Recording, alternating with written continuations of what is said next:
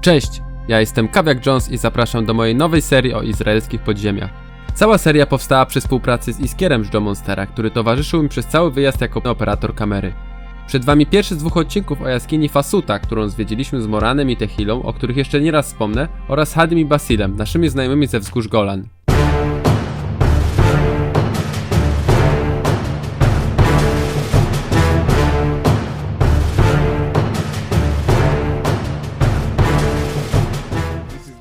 Place with the snakes. Snakes and what else? Snakes, scorpions, spiders, not a black widow, tarantula spider. Pierwszy raz w życiu, jak jestem pod ziemią, będę musiał uważać na jakieś żyjątka, gdzie wkładam rękę i tak dalej, gdyż w Polsce pod ziemiach można co najwyżej spotkać nietoperza, no i może jakiegoś zaginionego borsuka tak naprawdę, a te węże i te wszystkie inne jadowite i bardzo niebezpieczne rzeczy żyją tam tak naprawdę na co dzień.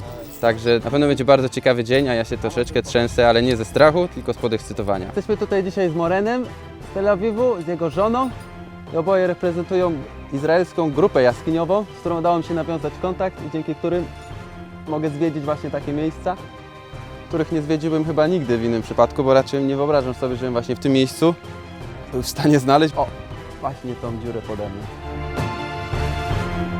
Było już tu porobionych parę stanowisk, no ale Moren stwierdził, że najlepiej będzie zrobić jeszcze jedno, bo najlepiej się zjeżdża na stanowiskach, które się zrobiło samemu, a nie które zrobił ktoś nie wiadomo kiedy. Więc przezorny zawsze ubezpieczony. No i wiercimy.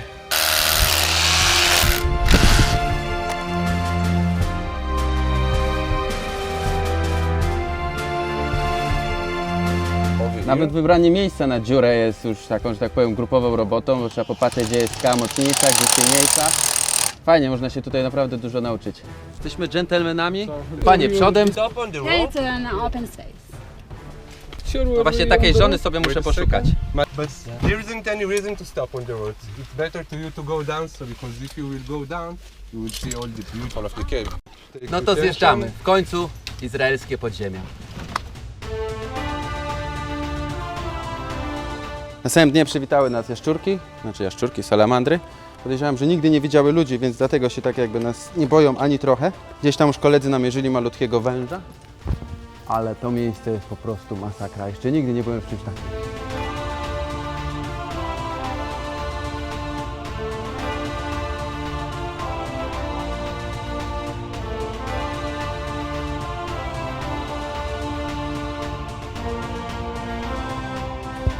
Wszędzie nacieki. Komora ma chyba jakieś 30 metrów wysokości. Najlepsze są te dwie dziury na suficie, bo wyglądają dosłownie jak jedna para oczu po prostu. Smugi światła robią niesamowite wrażenie. Jako że mam dzisiaj urodziny, to jest przygotowany mały biwak. Mamy nawet jakieś małe ciasto. Which cake? Cave cake. To jest sok z pustyni Synaj. W polskich podziemiach stała temperatura to jest około 8 stopni. Nieważne gdzie idziemy, czy jest to MRU, czy jest to jakaś sztolnia, czy coś takiego. No oczywiście w kopalniach miedzi na głębokości kilometra jest znacznie cieplej, natomiast tu jesteśmy na głębokości, nie wiem, 30 metrów i tu jest chyba z 25 stopni. To jest po prostu gorąco, nie? Już ściągnąłem z siebie dwie warstwy. Pod tym nie mam już nic, mam nadzieję, że to mi wystarczy. Ale jest świetnie, jest po prostu niesamowicie. Nigdy w życiu czegoś takiego nie widziałem. Ale jeszcze zobaczę. Lokalny farmer, który tutaj wyprowadza swoje kozy i owce, zgłosił się do tego stowarzyszenia, którego logo mam tutaj na piersi i powiedziałem po prostu, że znalazł dużą dziurę w ziemi. Oni się długo nad tym nie zastanawiali, po prostu przyjechali tutaj zobaczyć to, zjechali na dół. No i od tamtej pory przyjeżdżają tutaj regularnie. Kolega, który nas tutaj przyprowadził, miał tutaj nawet robioną sesję zdjęciową, z której zdjęcie możecie zobaczyć na przykład teraz tutaj. How did you get in here in a wedding dress? We're starting to go climb behind this wall. We're going to climb behind this wall To and jest po then prostu Luna Park we'll dla start Kawiaka walking. Jonesa, nie? No, chłopaki przygotowują stanowiska, żeby wspinać się dalej. A ja wybrałem się tutaj na małą przechadzkę. Jest, że ja miał tu po prostu taką wielką jarzeniówę, którą oświetli im to wszystko, żeby mógł pokazać, co jest za mną, nie? Sobie myślę, że trzeba mieć naprawdę nieźle w głowie, żeby wydać górę pieniędzy na to, żeby pojechać 2000 km od domu i zjeżdżać do wnętrza ziemi, oglądać stalaktyty, stalagmity, stalegnaty, skorpiony, węże, tarantule, salamandry. Ciągle patrzę pod nogi, ciągle mam jakieś opcje, że gdzieś będzie zaraz jakiś pająk czy coś w tym stylu. Chociaż mówią, że tarantula nie jest jadowita i żebym się niczego nie bał. Tak samo jak rok temu na urodziny sobie zafundowałem zjazd do 100-metrowej głębokości kopalni, tak samo w tym roku. Chyba pobiłem siebie i wychodzi na to, że mam taki nowy zwyczaj odwalania czegoś na urodziny. Za rok 29, więc będę musiał wymyślić jeszcze coś bardziej ekstremalnego. Nie mogę się doczekać. W każdym razie szukając jakichś form życia, których w pewnym momencie... Bo ja tak trochę chcę ich uniknąć, ale też chciałbym je zobaczyć. No, to trafiłem tutaj na taką malutką, nie wiem jak to powiedzieć, jamę. W tej jamie leży masa jakichś takich okrągłych rzeczy, których nie do końca jestem w stanie określić. Natomiast leży tutaj też masa szkieletów po wężach, co jest też ciekawą rzeczą. Może tam jest jakaś jama tych węży czy coś. A zaraz obok salamandry mamy tutaj masę skorupek po ślimakach. Najśmieszniejsze jest to, skąd one się wzięły, że są wszystkie w tym jednym miejscu, a nie są porozwalane tutaj, chociaż tu gdzieś też leżą pojedyncze, ale tutaj zostały zebrane. No jak się pewnie domyślacie, ani mi, ani jemu nie chciało się tego robić, żeby to tutaj ułożyć, więc musiało to powstać w jakiś inny sposób. I odpowiedzią na tą zagadkę jest właśnie to, że szczury, które przychodzą tutaj z powierzchni, zbierają sobie takie rzeczy w różnych miejscach i następnie, kiedy jest na to, że tak powiem, potrzeba, jedzą te skorupki. A nad nami są ułamane stalaktyty, zawsze zapominam, które są na górze. Także jeżeli się pomyliłem, to proszę o wybaczenie. Które wyglądają jak wystające kłody, jak drzewa, które by wyrastały z sufitu, gdyż to po prostu jest takiej grubości i takiej struktury. Dobra, tu się robi trochę ekstremalnie. Za mną jest jakieś 10 metrów w dół, wiszę tylko na linię, ale sobie poradziłem. Przejmujemy kamerę. Właśnie tu musimy nagimnastykować, żebyście to mogli zobaczyć. Holender, jasny. Nawet sobie nie wyobrażacie, koleś mi właśnie na sticku zawiesił moją kamerę, którą do mnie podaje, bo jest nam za daleko. I teraz odwracamy i leci Moran, nasz organizator. Z Moranem jest w ogóle ciekawa historia, bo ma polskie nazwisko i polskich przodków, ale nie mówi po polsku. Widać, na tym właśnie wisieliśmy, wchodząc tutaj. Wszystko jest tak śliskie, że to się w głowie po prostu nie mieści. To można po prostu zjechać w dół, na sam dół. Najlepsze jest to, że tutaj nie ma żadnych kart tak naprawdę za wchodzenie do jaskini. No Piotrku, jak tam? O właśnie. Właśnie, walnął głową. Nie widzę tego nawet. Czekaj jeszcze raz, jakbyś mógł walnąć tą głową. O, a to co tutaj mamy, to są właśnie draperie, o których mówiłem już w poprzednim filmie. Zaczynają się już robić tutaj małe draperie, zaraz pokażę wam to bliżej. A tu już się stworzyły. W końcu jest troszeczkę ciaśniej, a ja lubię jak jest ciasno. Kto nie lubi? Czekaj, czy się tu zmieszczę z plecakiem. No, to jest moment, w którym się cieszy człowiek, że ma kask, nie trzeba przebijać drogi głową.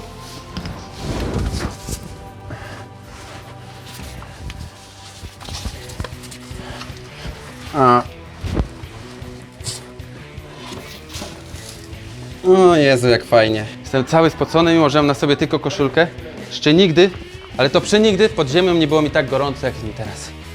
Ciekawe, czy to z podekscytowania, czy to z temperatury. Szkoda, że nie mam jakiegoś termometru. To jest po prostu mistrzostwo, co my tu widzimy. Trzeba się przejść trochę na drugą stronę. To jest jeden stalagmit, co wisi. On na chyba, nie wiem, 40 cm średnicy jest ułamany. Nad nim gdzieś powinny leżeć jego dalsze części.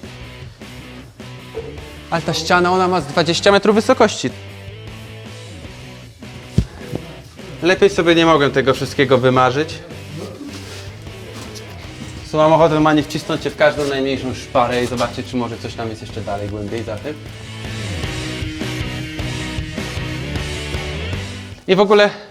I w ogóle przestałem myśleć o skorpionach, wężach i innych rzeczach, które możemy tu zobaczyć, także zaczynam się powoli rozluźniać, aczkolwiek jestem cały mokry i klejący.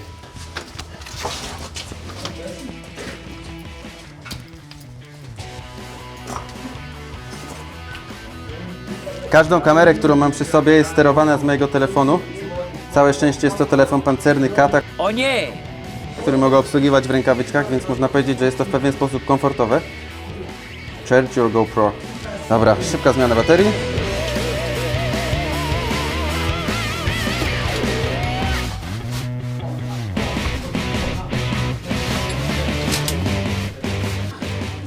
O rany, tu jest tyle miejsca jeszcze. So, legs first.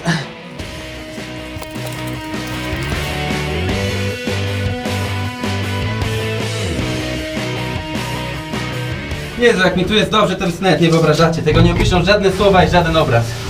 To po prostu miejsce, w którym chciałem i w którym powinienem być. I w nim właśnie jestem. I to jeszcze swoje urodziny. Urodziłem się o 15, czyli to będzie 16 ich czasu. Czyli niedługo będą prawdziwe urodziny.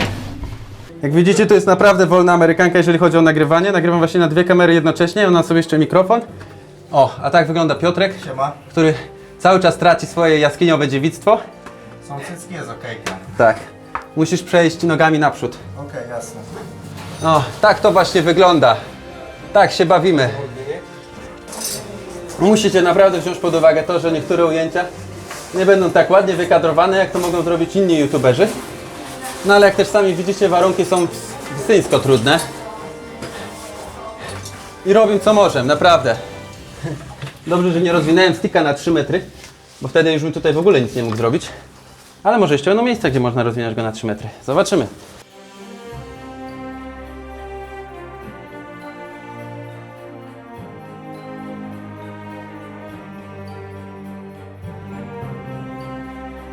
Jezu, jak to jest fajnie i to się nie kończy.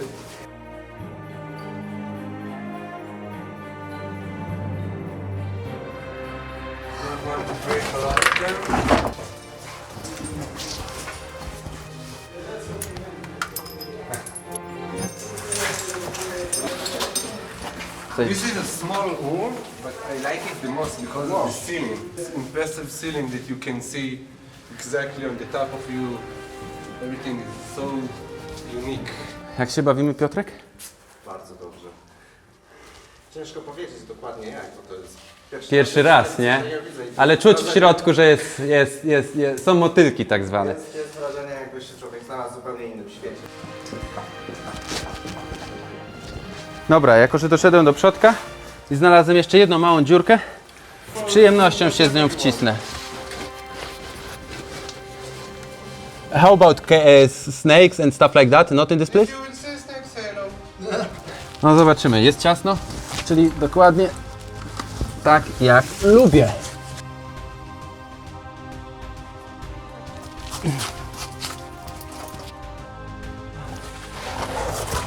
No, a ja w tym momencie mogę powiedzieć, że zaliczyłem przodek, bo głębiej się już nie da przejść, chociażbym bardzo, bardzo chciał. Ale gdziekolwiek nie wejdę, on mówi, ale zaraz zobaczysz coś jeszcze lepszego. Więc myślę, że nie ma co marnować czasu, tylko lecimy dalej i oglądamy dalej, bo to jest oglądania, aż się w głowie nie mieści. Wychodzimy. W którykolwiek kąt byśmy nie spojrzeli, w każdy można wejść. To jest po prostu niesamowite, bo może być tak, że wejdziemy do miejsca, w którym nawet Morin, który nas to przyprowadził, będzie pierwszy raz, kto wie.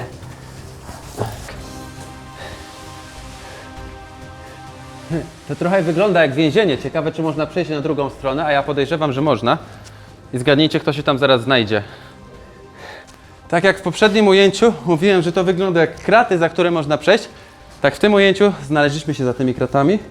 Jest to ostatnie pomieszczenie najgłębiej, do którego można wyjść, ale jak im się zapytałem, czy na pewno, to powiedzieli, że wcale nie. Bo może być tak, że podczas eksploracji uda im się znaleźć jeszcze kolejne komory, czy kolejne pomieszczenia, do których się przedostaną. No w tych komorach też nie wiadomo, jak to się znajdzie. No oczywiście będą tam stalaktyty, stalagnaty. Złotego pociągu też się tutaj raczej nikt nie spodziewa. Ale jak każdy wie, im więcej miejsca pod ziemią, tym lepiej, bo można tutaj dłużej chodzić i lepiej się bawić. A tak naprawdę ta jaskinia, można powiedzieć, że cały czas rośnie. Kolejna formacja geologiczna, której nazwy nie znam, natomiast wiem, w jaki sposób ona powstaje. Też tak naprawdę, jeżeli się przyjrzycie temu takim rzeczom jak tutaj, czy jak na przykład tutaj to wygląda jak wystający pazur, to wcale takie nie jest, bo znaczy jest wystające, bo to jest coś po prostu, co rośnie, że tak powiem, mimo grawitacji w bok, dlatego, że tutaj się skrapla wilgoć, znaczy, że to jakby pociąga wilgoć z powietrza, a w wilgoci powietrza też są minerały, w związku z czym rośnie to mimo siły grawitacji w bok. Jest tutaj masa takich rzeczy, a przy okazji tego miejsca trafiliśmy chyba na sławne z Ace Ventury guano. Is it guano? Yeah. No, to trafiliśmy też do toalety nietoperzy, czyli widać, że sobie gdzieś tutaj lubią powisieć. Aktualnie nie wisi żaden. No, a jako, że to toaleta, to idziemy dalej. Na tych stalaktytach tutaj mamy takie malutkie wypustki. O, na przykład tutaj jest jeszcze troszeczkę większa. Można się tak naprawdę dziwić, co one tutaj robią, czy to też jest takie coś, co rośnie przeciwko grawitacji, tak jak na przykład ta część tutaj, ale tak nie jest, gdyż to jest tak naprawdę zapisana historia tego regionu i każde taka wypustka znaczy miejsce, w którym się ten stalaktyt odłamał i zaczął po prostu odrastać. A czemu się odłamał? Bo było trzęsienie ziemi. Now you can see it's a different rock. And there's a way in. About yellow. If you will break it, this is why it's important to wear helmet. A ja w tym samym czasie znalazłem sobie coś ciekawszego niż kryształek, czyli bardzo ciasne miejsce, w które w tym momencie się chce wcisnąć. Mówią, żebym się nie poślizgnął, a tu jest tyle kamieni, którym się wbijają w tyłek, że tu nie, jakbym zjechał, to bym zjechał chyba bez kawałka pośladka, na którym teraz wiszę. Nie mam na czym nogi zapiąć, nic nie widzę, a głową w dół jest niebezpiecznie schodzić. Zwłaszcza w takich miejscach, gdzie cały czas mi wisi noga. Okej, mam podparcie. O Jezu, fajnie.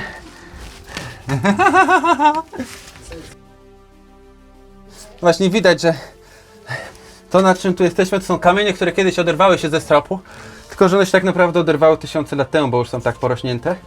I pode mną są mniejsze szparki, w które można byłoby się wcisnąć, ewentualnie kamerę na sticku wcisnąć, ale nie sądzę, żeby to miało jakikolwiek sens. Ja po prostu jeszcze zanurzę się jeszcze głębiej. Miejsce jest po prostu epickie. Mogę sobie tu posiedzieć teraz przez 10 minut i po prostu sobie popatrzeć na same ściany. Myślę, że zrobiliśmy praktycznie całą jaskinię w tym momencie. Chłopaki coś tu przebąkują o tym, żeby powoli się cofać do obozu, odpocząć, coś wypić, zjeść, bo mamy urodzinowe ciasto cały czas. I będziemy myśleli, co dalej. Czy jeszcze tutaj zostaniemy chwilę, czy idziemy do następnej jaskini. Ale na tą chwilę zapraszam na drogę powrotną, bo tylko częściowo będziemy wracali tą samą trasą. A jak się po drodze zostawiłem plecak, o którym zupełnie zapomniałem. Także jeszcze parę ciekawych rzeczy nas czeka tutaj po drodze. Dobra, jak stąd wyjść?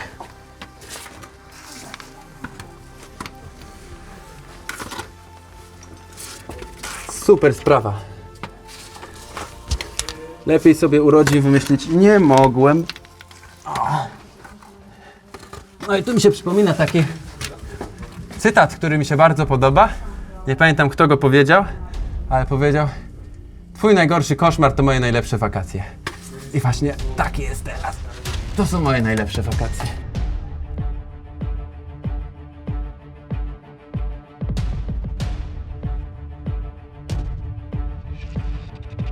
Bardzo słabo już widzę.